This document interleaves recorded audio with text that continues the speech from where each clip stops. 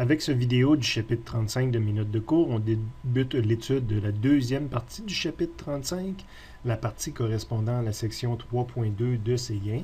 Donc, avant de résoudre des situations de Séguin, je vais vous inviter à ouvrir l'aperçu à la page 223 et à le comparer avec ce que j'ai ici dans le résumé.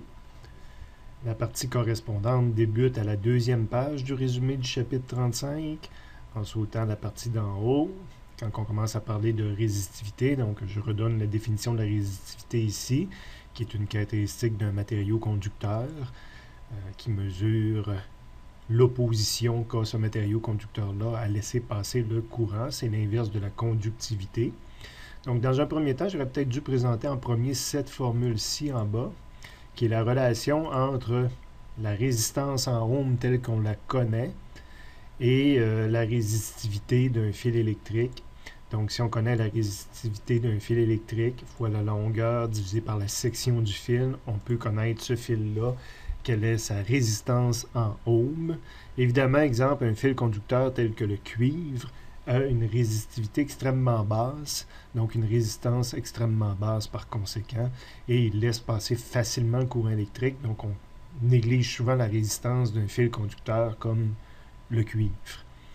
D'autres matériaux qu'on va justement utiliser pour fabriquer des résistances ont une résistivité beaucoup plus grande et s'opposent au passage du courant. Cette résistivité-là, on va voir qu'elle varie, on va faire des expériences, une expérience d'ailleurs en laboratoire, varie avec la température et varie avec un coefficient thermique qui dépend du matériau. Donc, c'est les autres formules qu'on retrouve au centre ici.